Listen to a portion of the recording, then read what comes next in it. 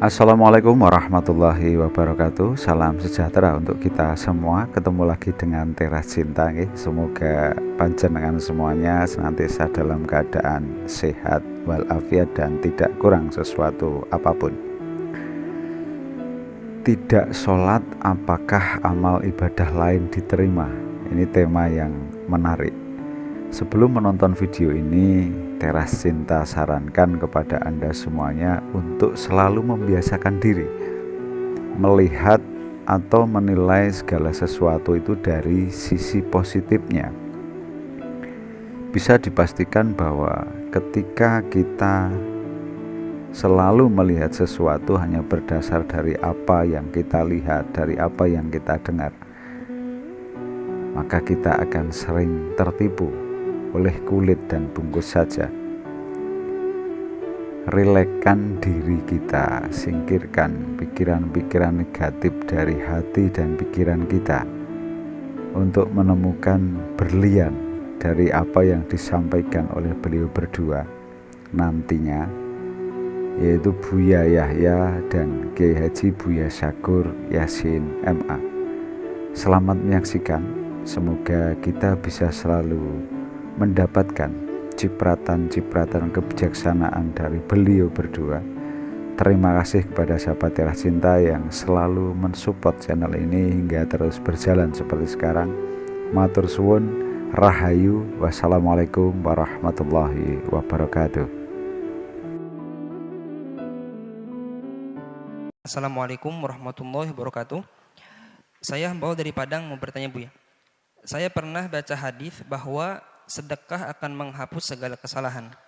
Yang mau saya tanyakan, gimana bisa sedekah diterima? Sementara sholat nggak pernah, bahkan sering ditinggalkan.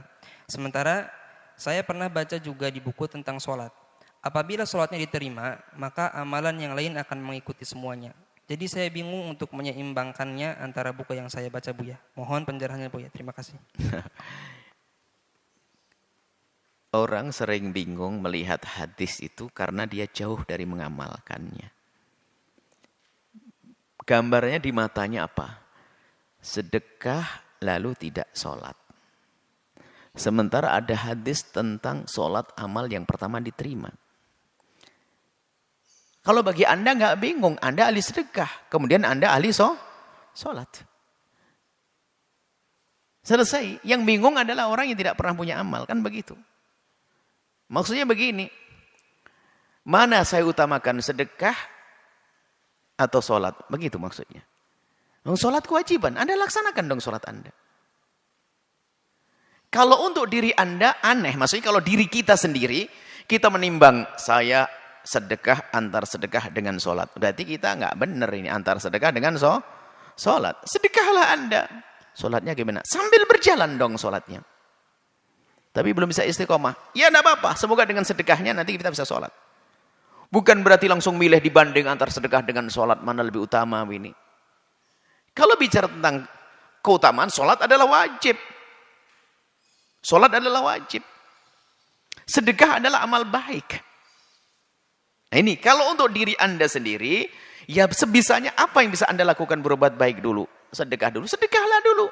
Sedekah untuk orang-orang sholat, lalu minta doa semoga saya bisa sholat seperti Anda. Gitu saja. Anda sedekah kepada orang sholat. Biar besok bisa sholat. Bukan langsung hanya banding-banding hadis saja. Anda tidak mengamalkan salah satunya, nggak ada gunanya. Ambil salah satunya, amalkan segera, nanti Anda akan ketemu judulnya.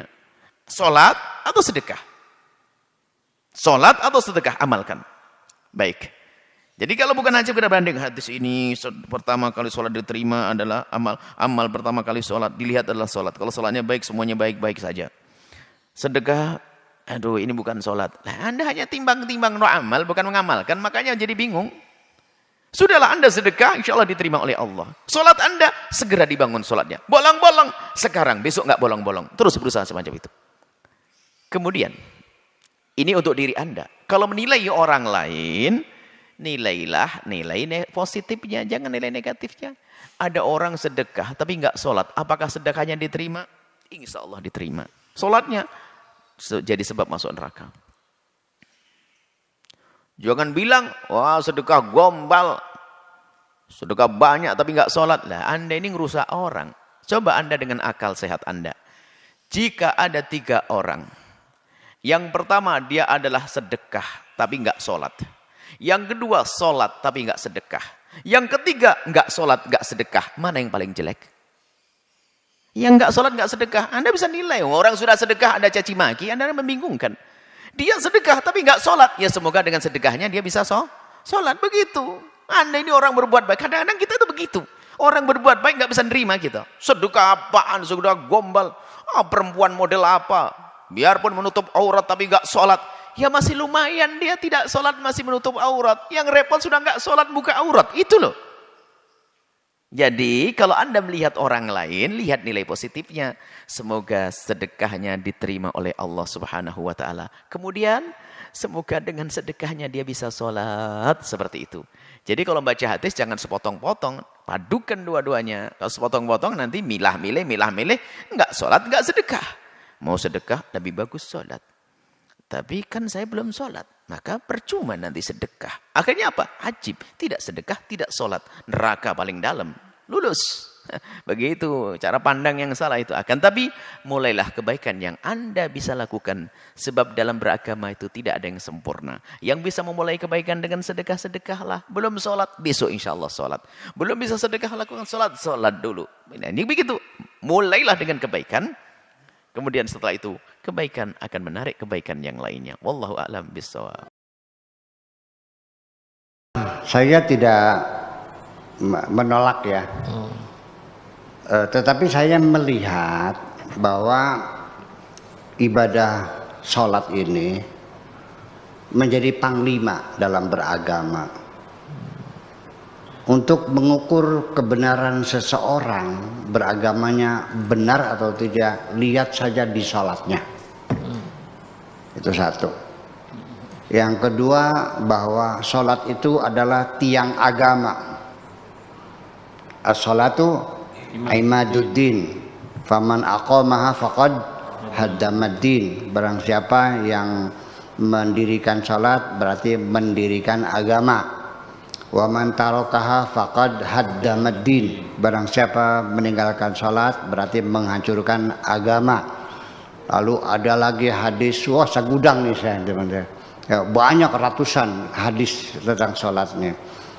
Ya, antara lain inna awwala ma yuhasabu bihil mar'u yaumal qiyamah as-salatu. Nanti amalan-amalan yang pertama-tama dihisab oleh Allah adalah salat. Barang siapa yang tidak salat maka semua amalnya tidak diterima. Ya. Banyak banget deh. Nah, hadis-hadis inilah yang kemudian menyebabkan umat Islam dalam beragama terjebak dalam agama seremoni, agama ritual. Iya kan? Nah, agama spiritualnya lepas, agama sosialnya lepas. Mana buktinya agama sosialnya? Berantem kok perang saudara sampai sekarang. Apakah dibenarkan umat Islam saling bunuh-membunuh? Iya, Irak hancur lebur, Syria porak-poranda, Yaman masih terbakar, Libya jungkir balik. Ini bukan sekarang, dari zaman dahulu kala umat Islam saling bunuh-membunuh itu. Di mana ibadah sosialnya? Di mana spiritualnya? Kita sibuk bikin masjid. Ya, semakin rajin berjamaah, semakin rajin bertengkarnya. Saya tidak merendahkan sholat, ya tidak. Tetapi kenapa di Al-Quran sendiri, kalau memang itu sebagai tiang agama, kalau itu memang menjadi ukuran seseorang, kalau tidak sholat amalnya tidak ada yang diterima. Kenapa dalam Al-Quran ibadah sholat hanya sekali-kali disebutkan dan tidak berulang-ulang? Itu pun secara global saja, aqimus sholat. Berapa kali sehari tidak disebutkan,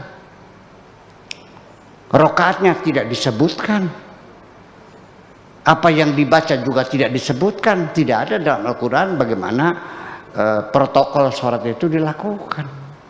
Dan sampai sekarang sholat orang berbeda-beda.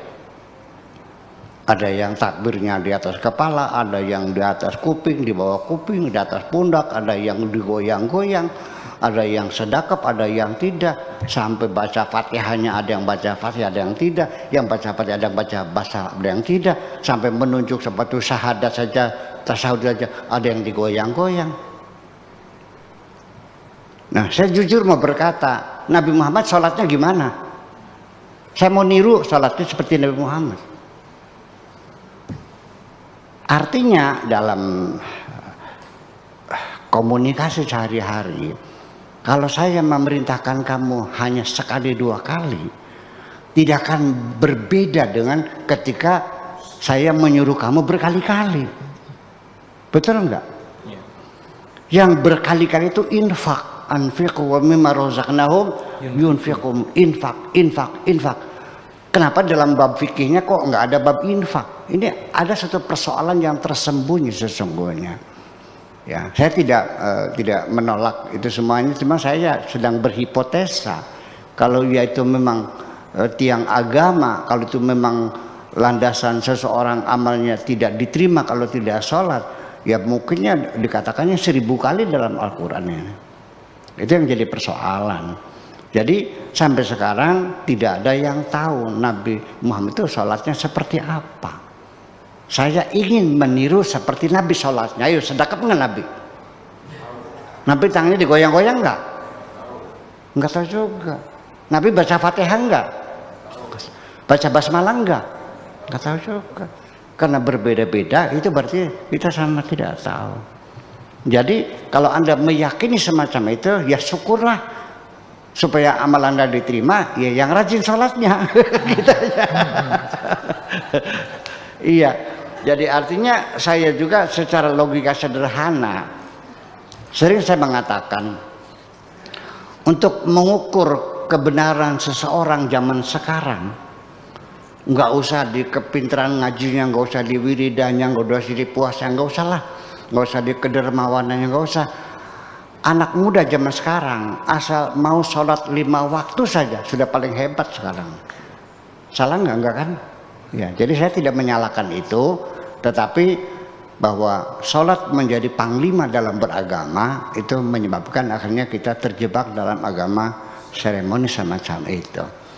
Nah, sehingga ini konsekuensinya kalau orang itu tidak sholat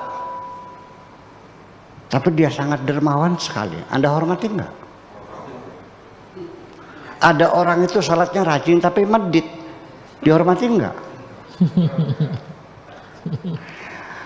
Ada orang bertengkar saja tapi sholat berjamaahnya rajin, hebat enggak? Nah itu kan kita berbicara dengan logika yang sederhana saja semacam itu. Tetapi saya tidak merendahkan, saya tetap mengagumi, saya menghormati, dan saya menyanjung orang yang sholatnya rajin. Itu aja persoalannya. Tetapi saya tidak akan merendahkan seseorang karena dia tidak sholat. Nah sekarang kalau orang beragama lain gimana? Anda hilangkan semua kebaikannya karena dia agamanya lain gitu. Dan dia tidak perlu menghormatinya. Nah ini kan jadi persoalan. Akhirnya melebar sampai kepada sholat, sehingga orang dihinakan karena tidak sholat, orang dihinakan karena agamanya berbeda, dan sebagainya. Saya dalam beragama seperti ini. Ketika ada seseorang menjelek-jelekan agama saya, menghinakan Nabi Muhammad, mencaci maki Al-Quran, saya akan balik badan, saya tinggalkan. Sampai kapan nanti? Sampai dia berbicara urusan yang lain. Wa idza ra'aita alladziina yakhuduna fi ayatina fa'arid anhum wa la taqud mahum hatta yakhudu fi haditsin ghairi. Ini Al-Quran. Bila engkau mendengar ada orang mencaci maki agama kamu dan sebagainya, balik badan saja. Jangan duduk bersama mereka sampai mereka berbicara yang lain. Saya tidak akan melaporkannya ke Baris Krim sebagai penistaan agama. Ini Al-Qur'annya begitu. Maunya gimana? Iya. Wa idza ra'aitumul ladzina fi yakhuduna fi ayatillah yustaza'u bihi, ya, menghinakan ayat-ayat Tuhan. Fa'arid anhum wala taqudu mahum, balik badan, jangan duduk bersama mereka, hatta yakhudu fi haditsin khairi. Balik badan juga tidak selamanya. Kalau sudah dia bicara yang lain, masalah ekonomi, masalah bisnis, ya mangga silakan itu masalahnya. Jadi artinya Tuhan sendiri juga tidak memberi petunjuk kita seperti itu untuk memukuli orang yang ini, tidak. Iya kan? Tapi kan ada undang-undang penistaan agama kan. Itu terserah kamu, kalau saya mau ikut Al-Quran aja lah. Maka